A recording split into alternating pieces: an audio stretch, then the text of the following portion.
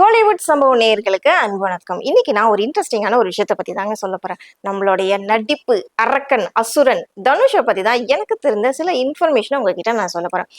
அதாவது முதல்ல நடிகர் தனுஷ் சினிமாவுக்கு வந்துட்டு அறிமுகம் ஆகும் போதே வந்துட்டு பாத்தீங்கன்னா ஃபர்ஸ்ட் படம் நம்ம எல்லாருக்கும் ரொம்ப பிடிச்ச படம்ல தனுஷ் நடிச்ச முதல் படமே என்னது? துள்ளுவதோ இளமை. இந்த படம் அவங்க அப்பா கஸ்தூரிராஜா அவங்களுடைய டைரக்ஷன்ல அவங்க அண்ணன் செல்வராகவன் அவங்களுடைய ஸ்கிரீன் பிளேல இந்த படம் வந்துட்டு ரிலீஸ் ஆச்சு. ஸோ ஃபர்ஸ்ட் படமே வந்து பாத்தீங்கன்னா வெள்ளி விழா கண்ட படம். கிட்டத்தட்ட சினிமாவில் வந்துட்டு பாத்தீங்கன்னா ஒரு படம் வெள்ளி விழா அப்படின்னு எதை வச்சு ஜட்ஜ் பண்றாங்கன்னா, ஒரு தியேட்டர்ல 170 நாள் அந்த படம் ஓடினாலே வெள்ளி விழா அப்படின்ட்டு அலௌன்ஸ் பண்ணுவாங்க. அதே மாதிரிதான் துள்ளுவதோ இளமைன்ற படம் வந்து 176 நாள் ஓடி வெள்ளி விழா கண்ட படம் தனுஷுக்கு முதல் படமே. அதனை தொடர்ந்து அடுத்து இரண்டாவது படம் காதல் கொண்டேன். செல்வராகன் அவங்களுடைய டைரக்ஷன்ல காதல் கொண்டேன்ற படம் இரண்டாவது படம்.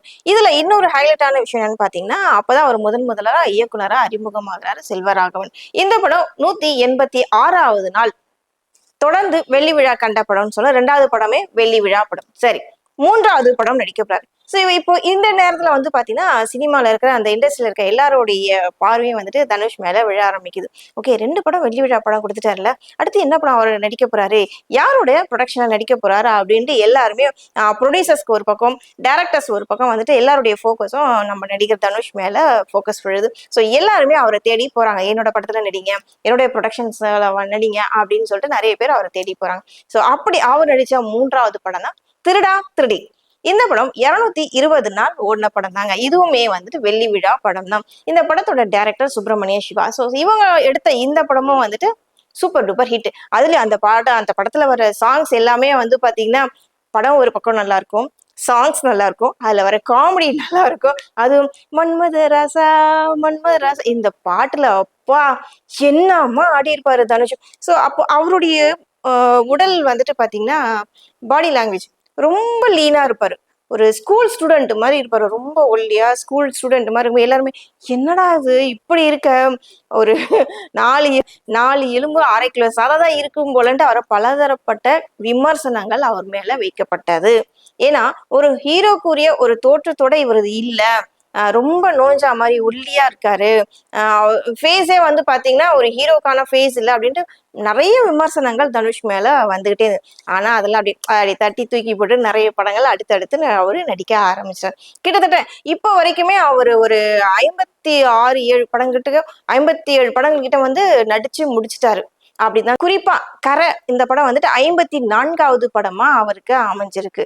ஸோ 50வது படம் வந்து பாத்தீங்கன்னா ராயன் படம் தேசிய விருது பெற்றிருக்கு. நம்ம எல்லாம் பார்த்துட்டு தான் இருக்கோம். அந்த அந்த ஒரு ஹாப்பினஸ்ல ஒரு பக்கம், அது ஒரு பக்கம், அதை பத்தி அப்புறமா பேசலாம். அண்ட் இன்னொரு பாத்தீங்கன்னா அடுத்தடுத்து படங்களை வந்துட்டு நடிச்சுக்கிட்டே இருக்காரு. அவர் நடிக்கிற எல்லா படங்களும் வந்து பாத்தீங்கன்னா சூப்பர் டூப்பர் ஹிட் கொடுத்துட்டே தான் இருக்கு. புதுக்கோட்டையில இருந்த சரவணன், சுல்லான், யாரடி நீ மோகினி, படிக்காதவன், தேவதையை கண்டேன், குட்டி, இப்படி நிறைய படங்கள் சொல்லிக்கிட்டே வரலாங்க. திருச்சிற்றம்பலம் இதெல்லாம் பாத்தீங்கன்னா ஒரு பயங்கர என்டர்டெயின்மெண்டான ஒரு படமாவா இருக்கும். ரொம்ப ஜாலியா ஹாப்பியஸ்டா இருக்கிற ஒரு யங்கான ஒரு பையனுடைய படமா தான் இருக்கும். ஸோ எல்லாருமே வந்து ரொம்ப விமர்சனம் பண்ணாங்க. இவ்வளோ ஒல்லியா இருக்கான்ப்பா, இவன் என்னமா பண்ண போறாமா. நான் பாத்தீங்கன்னா பட்டைய கலப்புற மாதிரி அவரு இந்த ஃபீல்ட்ல ஸ்ட்ராங்கா தன்னுடைய காலை பதிச்சிருக்காரு திரு தனுஷ். இன்னொரு விஷயம் பாத்தீங்கன்னா நம்ம தனுஷ்க்கு வந்துட்டு நடிப்பு மட்டும் இல்லைங்க, பொல்லாதவன் படத்துல வந்துட்டு 6 பேக் வச்சு எல்லாரையும் ஆச்சரியத்துல ஆழ்ந்து. பொல்லாதவன் படம் நிறைய பேர் பார்த்திருப்பீங்க. அந்த படத்துல ஸ்பெசிபிக்கா 6 பேக் வச்சிருப்பாரு.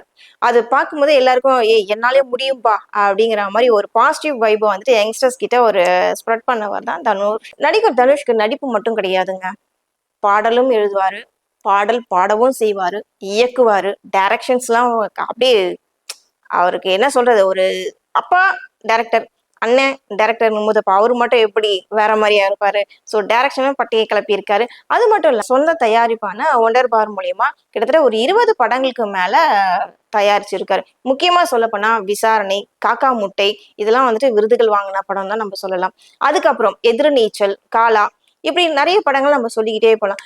இதுல இன்னொரு ஹைலைட்டான விஷயம் என்ன பாத்தீங்கன்னா, முதல்ல மியூசிக் டைரக்டரா அறிமுகமானாரு அனிருத். இவரு வந்துட்டு 3 அதாவது 3 தனுஷ் நடிச்ச படம், தனுஷும் ஸ்ருதிஹாசனும் நடிச்ச படம் தான் 3ன்ற படம் எந்த அளவுக்கு இப்ப வரைக்கும் அந்த படத்துல வர சாங்ஸ் எல்லாம் வந்துட்டு சூப்பர் டூப்பர் ஹிட்னு சொல்லலாம். எல்லாருமே ஒரு லவ் ஃபெயிலியர்னா அந்த பாட்டு தான் கேட்கறாங்க, ஒரு லவ் ஒரு ஹாப்பினஸ் அப்படின்னா அந்த சாங்ஸ் தான் கேட்கறாங்க. ஸோ முதல்ல அனிருத்துக்கு வாய்ப்பு கொடுத்து அவருக்கு புள்ளியார் சொல்லி போட்டு ஆரம்பிச்சு வைத்தவர் தான் நடிகர் தனுஷ்.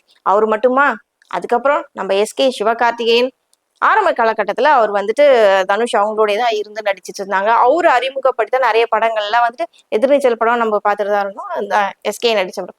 ஸோ எஸ்கேக்கும் இன்னைக்கு தவிர்க்க முடியாத ஒரு நடிகரா இருக்காரு மிஸ்டர் சிவகார்த்திகேயன் அப்படின்னா அதுக்கு காரணமும் நம்ம தனுஷ் தான்.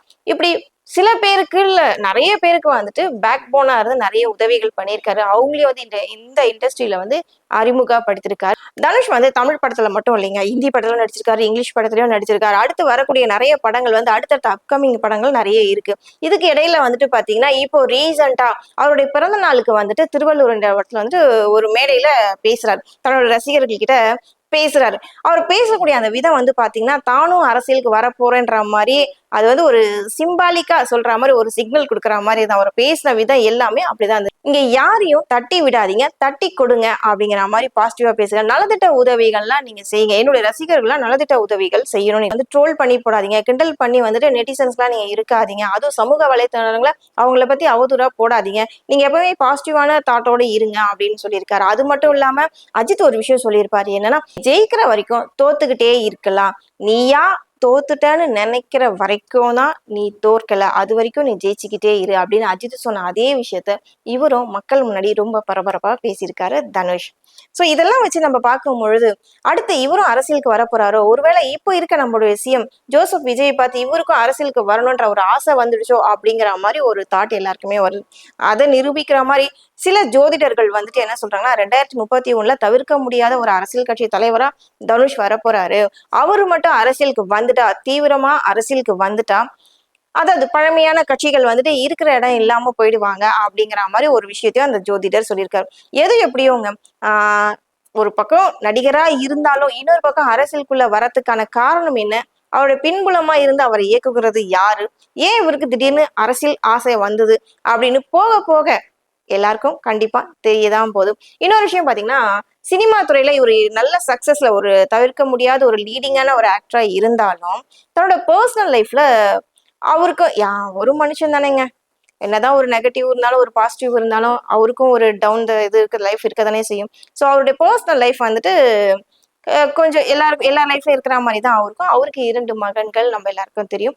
இருந்தாலும் தன்னுடைய பாதை இதுதான்ப்பா அப்படிங்கிற மாதிரி அதை நோக்கி போயிட்டே இருக்காரு தனுஷ். வர அக்டோபர் மாசம் வந்து அவர் நடிக்க போற இன்னும் 2 படங்கள் ரிலீஸ் ஆக போகுது. ஓம் என்ற அந்த படமும், தமிழ் கடவுள் முருகர் என்ற படமும் ரிலீஸ் ஆக போகுது. இது வந்து வெற்றிமாறன் இயக்கத்துல இந்த படத்தை நடிச்சிட்டு இருக்காரு. இது பெரும் எதிர்பார்ப்போட காத்துட்டு இருக்காங்க ரசிகர்கள் எல்லாருமே. சோ தொடர்ந்து அடுத்த அப்டேஷனோட நான் வந்து உங்களை சந்திக்கிறேன். அது வரைக்கும் நன்றி, வணக்கம்.